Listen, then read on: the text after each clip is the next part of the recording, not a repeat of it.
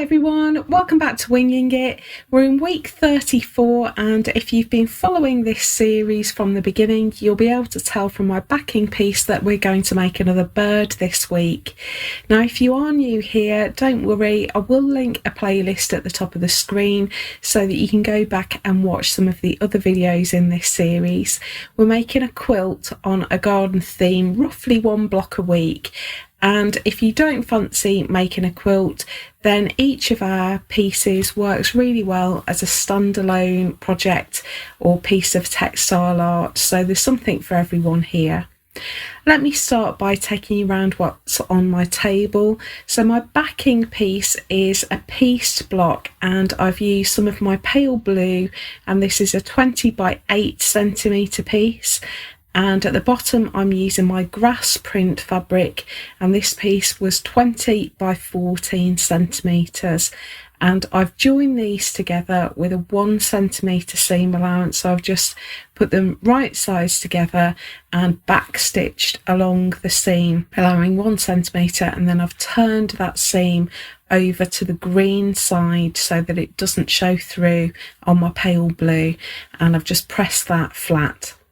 I've got some scraps of fabric, so I've got some white and some different shades of brown. So I've got a light brown, a couple of mid browns and a dark brown.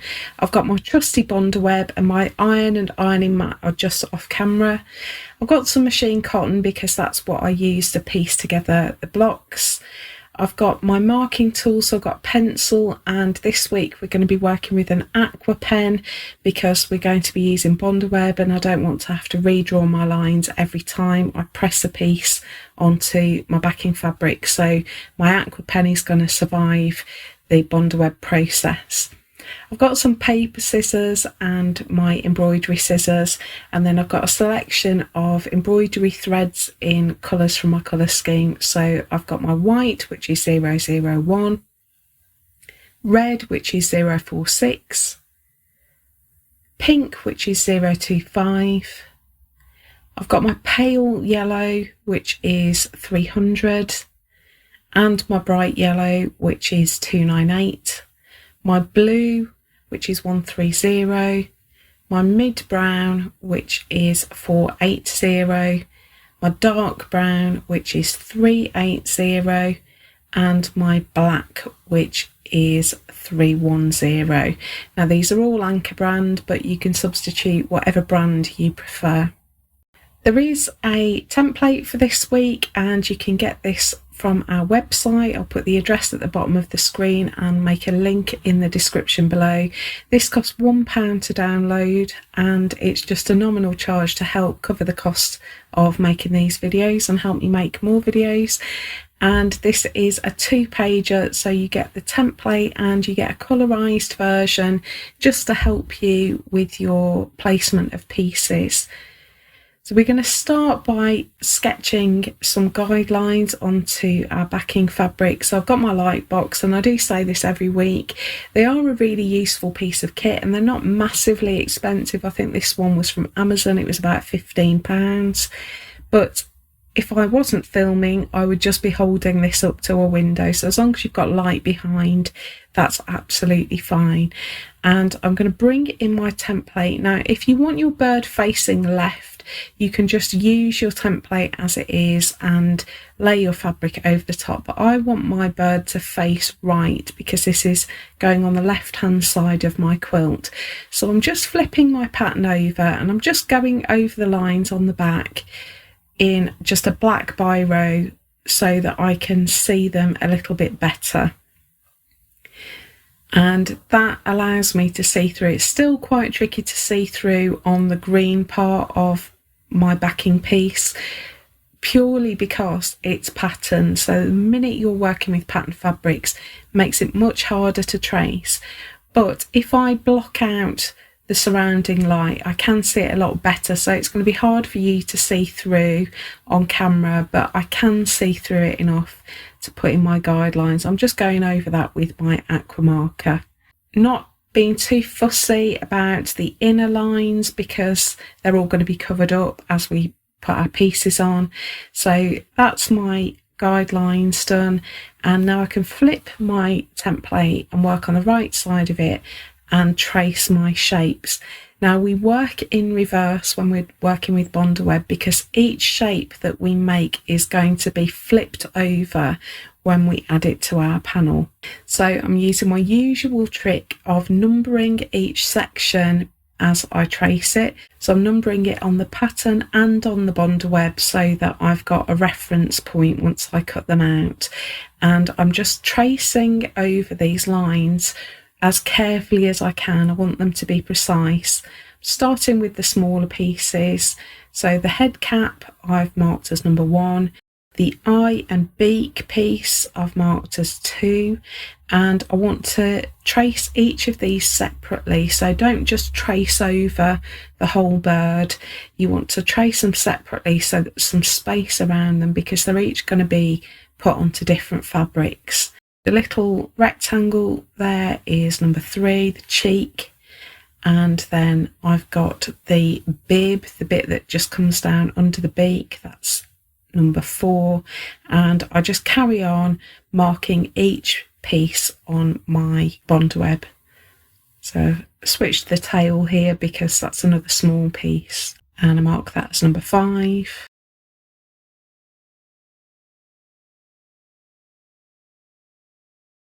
Now I want to save myself a little bit of fussy cutting as I'm doing the wings. So what I'm going to do is just take a line that comes inside the upper wing piece and not worry about the scalloped edges there. So I'm only putting the scalloped edge on the back end of that wing piece in the centre.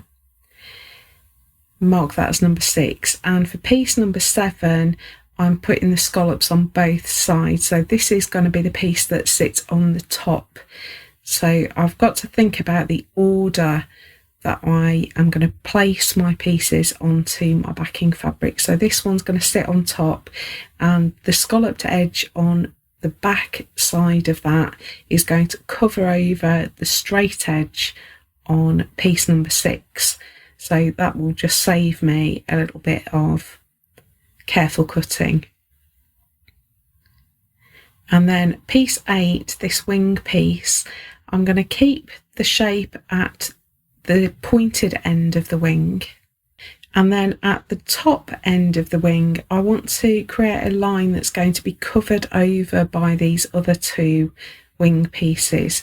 So I'm going to go from just inside piece 6 on the back of the bird to just inside piece 7 towards the belly of the bird. So just a straight diagonal line that will be covered over by these other 2 pieces.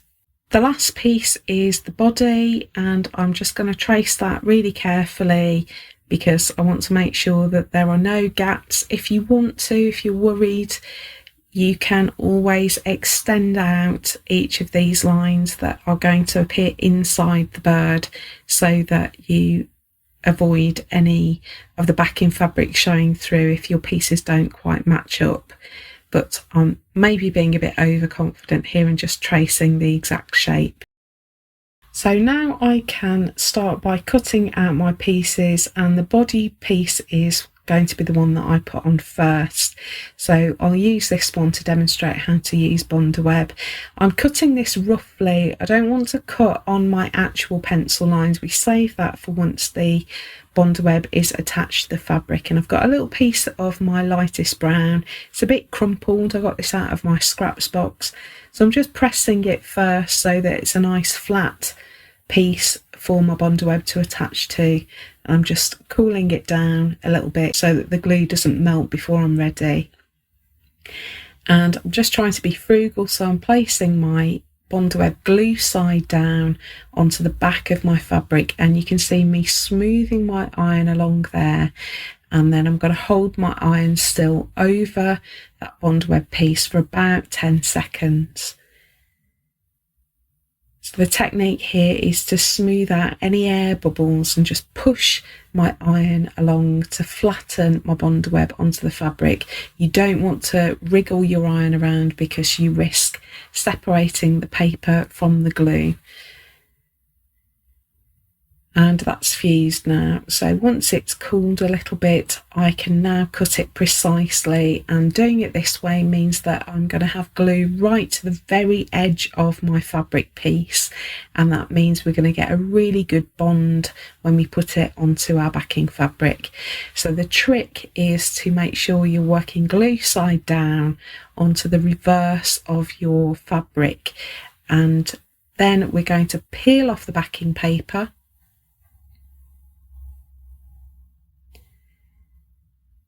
And this is where our flip happens. So because we applied our bonder web onto the back, we're going to turn it over so that the right side of the fabric is up, and that reverses our shape. And for something like a bird or a flower, it doesn't matter, but obviously if you're creating lettering with bonder web, that's really important, because your letters need to be reversed before you cut out your bonder web, otherwise you're going to have your words backwards. So I'm just lining up that piece with my guidelines on my backing fabric, trying to make sure everything is accurately positioned, and then I'm just going to clamp my iron down. I don't want to slide it at this point because I don't want my bonder web piece to move, so I'm holding my iron in place for about 10 seconds, and that's fused really nicely. So that's my first piece. I'm going to add all my other pieces in exactly the same way, so I'll just show you the order that I put them in on. So the next piece that went down was the cap, and I did that on a mid-brown fabric. So just lining that one up, and you can see me using my nails there to nudge it into place. Then I put the bib or the throat of the bird just underneath the beak,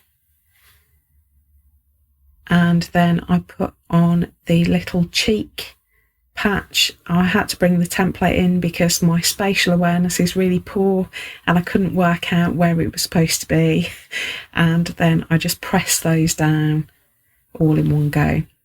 So the next piece was the tip of the wing, and I did this on a dark brown, and just line that up with my guidelines and press that into place. Then I put on the beak and eye piece, which I did in the same dark brown, and then I thought I'd better put the tail on before I lost it, so just adding that tail on there. Because I trace them really carefully, all of these lines match up neatly with no gaps in between. So then it's the middle part of the wing. I think it was piece number 6. It's the one with the straight top. And just as a refresher, I thought I'd show you how I cut out my little scalloped edges. So you'll see here that I'm holding my scissors really still, and I'm cutting right into the hinge of the scissor blades, and the scissors don't move, it's the fabric that I'm moving. So once my scissors are biting the fabric, I very slowly close the scissor blades and curl my fabric round with my left hand, so that it's the fabric that's moving around that arc rather than the scissors. That way you have much more control and you get a much more precise cut. So that's my last piece going on, and I'm just making sure that covers over the joins and leaves me with no gaps. So that's the basis of our bird. Thought he was looking really cute, and we always add in some embroidery. So I hope you can see there I've added in some sketch lines just with my white heat erase pen. I threaded up 2 strands of mid brown, and we're going to start with the lines on the cap, and I want these to be a bit textured and raised, and I thought we could do a stem stitch because it's going to give us a little bit of a raised line. So I'm bringing my thread through at the very end of the line. We're going to stitch this line here, and to make a stem stitch I'm going to come forward a stitch length down the line, take my needle in, and then rock it back to halfway between the point where the thread comes out and where my needle goes back in, and that's where I'm going to bring my needle back up, and I'm going to pull through, making sure the loop is to the left. And when I pull through, it's hard to see because it's brown on brown, but I create a bit of a T shape. So I've got the stitch coming down the line and the working thread comes out at a right angle. And that's my first stitch. So I'm going to take my working thread back over to the left and come half a stitch length beyond the end of that first stitch. So I'm creating a bit of a gap. So along my line, take my needle in and then rock it back so that it comes up at the end of the first stitch. So I've got my new stitch overlapping that first stitch. And when I pull through, it's a bit tight because I'm going through bond web, I've got my new T shape and my stitches are now overlapping each other. Take my thread back over to the left, come along my line half a stitch length, needle in, rock it forward to the end of the previous stitch and pull through. Thread over to the left, half a stitch length down my line, rock it back to the end of the previous stitch and pull through. And that's essentially stem stitch. So I'm going to work all the way down that line in exactly the same way. Now when you get to the end, you can either come up on the next line and work your way back up, or you can finish off your thread and start at the top end of the line again. So that's what I chose to do. So I thought I would add some stitching onto this dark brown wingtip, and this one I'm going to do as fly stitch. We've used fly stitch a lot, but I'll just do a refresher. So I'm bringing my thread up just to the left of my line, taking it back down to the right of the line so that I create a bit of a loop. Then I'm going to bring my needle up inside that loop a little way further down the line, and when I pull through, that creates a little V shape. Then I'm going to make a straight stitch down my line and rock my needle so that it comes back up on the left of the line, roughly in line with the bottom of that first V shape. Then down on the right, rock forward to bring my needle up inside the loop and pull through. Then I make my straight stitch and rock my needle up to the left in line with the bottom of the previous V, pull through, hop over to the right and then rock my needle so that it comes up inside the loop and pull through. And then I add my straight stitch and I work down that line in exactly the same way, and I made several lines of fly stitch on this wingtip. It's really hard to see, you'll see it better at the end hopefully, but I really liked the look of this. I thought it made a lovely feathery effect. So now I've got two strands of my pale yellow, looks creamy coloured next to the brown, and I'm just going to add some lines of running stitch on the belly of the bird. So these are curved lines. These are going to help make my bird look a bit more three-dimensional, and I'm just taking my needle down through the fabric and up again. It's really simple up and down motion, and I'm trying to make the gaps between my stitches smaller than the stitches themselves so that it looks really neat and professional. And I just worked my way up and then my way back down again and put lots of lines on the belly of the bird. You can see them there. While I've got my pale yellow, I thought I would add some angled blanket stitch. So I brought my thread up at the top of the line there, then I've taken it down a little way along but just below the line and caught my loop. It's very similar to fly stitch, this one, the way I'm doing it, but it is a blanket stitch. If you're not sure about any of the stitches I'm using, I will put a link to my stitch tutorials playlist at the top of the screen so that you can go back and do a bit of a refresher. Now, I looked really closely at pictures of sparrows and there were some really dark markings at the top of their wings. So I've got two strands of my dark brown here and I'm putting in some stem stitch in a line. I think in hindsight I might have done a chain stitch here, but I've done a whipped stem stitch. So I'm working down the line with just a straightforward stem stitch, taking my needle back through, and then I'm just going to catch a couple of strands of the fabric to bring my needle back up, and I'm going to slide my needle underneath each stitch to whip that stem stitch, and that gives a really distinct and defined line there. I did quite like the effect. I think I could have made it even chunkier with a chain stitch, but hindsight's a wonderful thing. You can of course use any stitches that you like, so you can play around and make this bird completely your own, just playing with the stitches that you particularly enjoy. So I'm putting in the rest of the stem stitch lines there, and I put a little bit of feather stitch on the tail. So this is very similar to fly stitch, so we make our V, but rather than putting in a straight stitch, we just go off and do another V straight away. So I went off to the right and then took a V back to the left.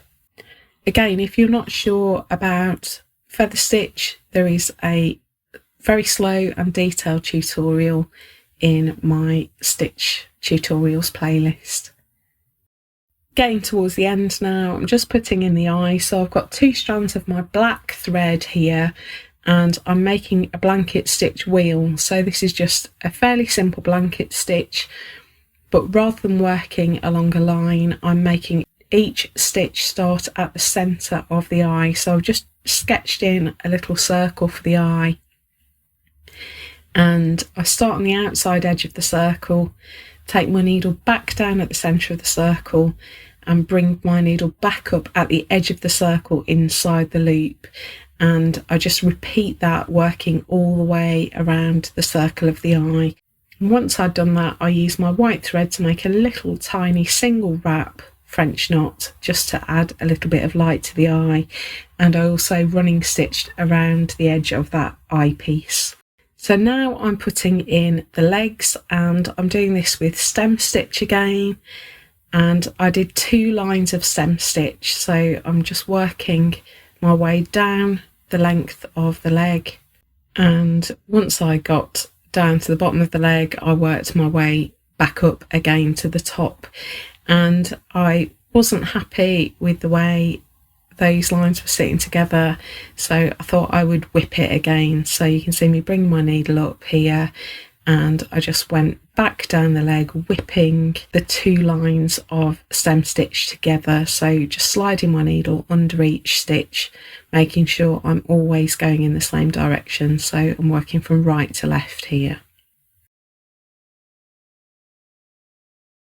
And then I put in the claw on the bird's foot, just with some straight stitches. You can just do single straight stitches if you want to, but I like to put a little extra stitch at the very tip of each toe of the bird, just to make it look a little bit more like a claw. So I put a long straight stitch and then a really short straight stitch in a slightly different direction, and then taking my long stitch back up to the end of the leg, and I repeated that for the second leg.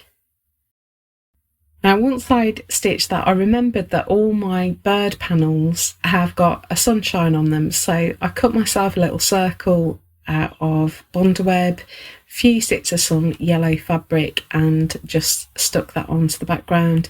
And I'm just going around the outside of that circle with some pistol stitches. So these are just like French knots, but rather than taking your needle down roughly where the thread comes through the fabric, you wrap your thread around your needle. I think I did 3 wraps, and you take your needle back down a little way away from where the thread came through, and that puts a little French knot on the end of a stick.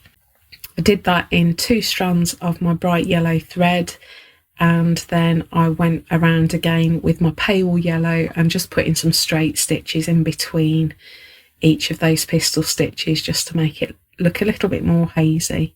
So just to add some finishing touches to harmonise this with our other bird panels, I'm just adding some lazy daisies in the little circles that we sketched in on the grass. So we do this by making 5 or 6 detached chain stitches that all start at the centre of the circle. So I'm bringing my thread up at the centre of the circle, looping it round and taking my needle back down at the centre of the circle, and then I bring my thread back up at the edge of the circle inside that loop and pull through to create a little petal, and then I'm just hopping my needle over the end of that petal and taking it back down to put a little anchor stitch to hold my petal in position, and then I come back up at the centre of the circle, loop my thread again, back down at the centre and bring my needle back up at the edge of the circle inside that loop, hop over and take my needle back down, back up at the centre, and I just work those around the circle, trying to space them evenly, but it's not the end of the world if they're a bit uneven. It just makes them look a little bit more organic. And then I'm going to put a little centre on each flower, so I'm just coming up with my red thread on my yellow flower here, and I'm holding my thread towards myself, wrapping it over the needle twice or 3 times, and then taking it back down roughly where the thread came up. And that's our finished piece. So we've got our little embroidered sparrow with our hazy sunshine and some little lazy daisies. And if I just angle my fabric into the light, hopefully you can see some of the stitching on there. I will put some close-up photos so that you can see the stitching in more detail. So I hope you've enjoyed that. Do share your versions at hashtag FSH23quilt so that we can see everybody's pieces all together. If you have enjoyed this, please do hit that like button, just give us a thumbs up. It helps us so much and it helps other people find our channel as well and start their stitching journey. If you've enjoyed this, I'll link some similar videos over here. And if you would like to see more of our content, you can just click on our logo down here and it makes it really easy for you to subscribe. And don't forget to turn on notifications so that you never miss a video. Thanks so much for watching. Have a great week making your little sparrow, and I will see you in the next video. Bye!